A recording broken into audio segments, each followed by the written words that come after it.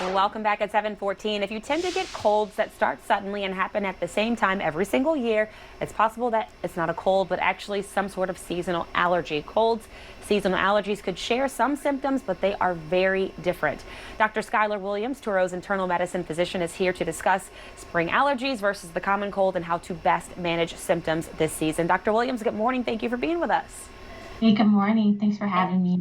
Of course, and I know people at home have probably been like, why does she sound so terrible all week? And I'm dealing with the seasonal allergy post-nasal drip situation.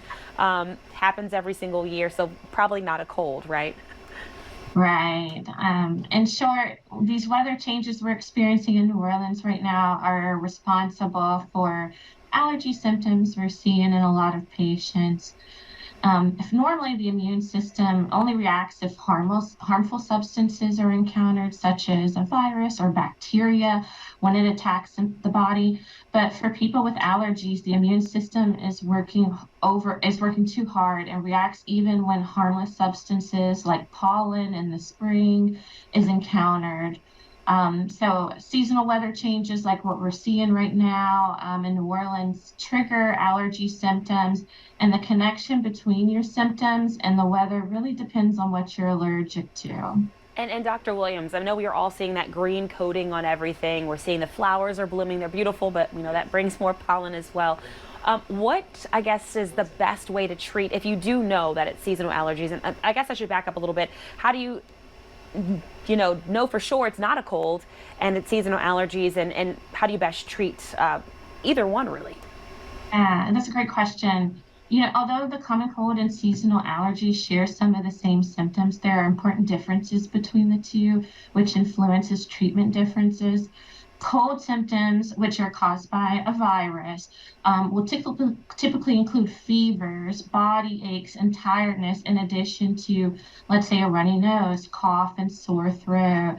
Seasonal allergies, however, will not include the fevers, body aches, or tiredness. These in the spring generally begin in February and can last until early summer. Pollen is the most common cause of spring allergies. And what's happening in the body is that when you're exposed to pollen, like you see on coating your car that you mentioned, the immune system releases antibodies as well as chemicals. There's an important one called histamine, and it's really this reaction to histamine which causes allergy symptoms, including sneezing, runny nose, itchy, watery eyes.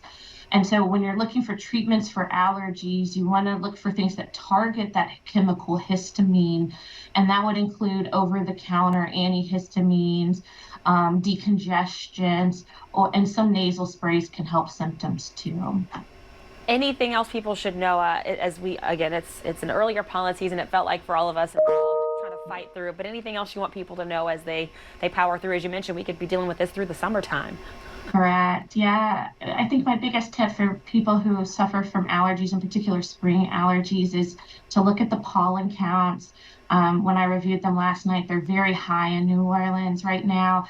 And so if you can reduce your exposure to pollen, there's less chances that you're going to have allergy symptoms. And, for some that might include, closing your windows, exercising indoors during times of high pollen counts. But those are additional treatments that can help for people who suffer with allergies. Well, Dr. Williams, thank you. I'm so sad you said that because, of course, it's so beautiful. You want to be outside and enjoying this beautiful weather to run in or work out in outside, because you can't do it for long in New Orleans because the heat's coming next. We appreciate your time this morning, Dr. Williams. Thanks for having me.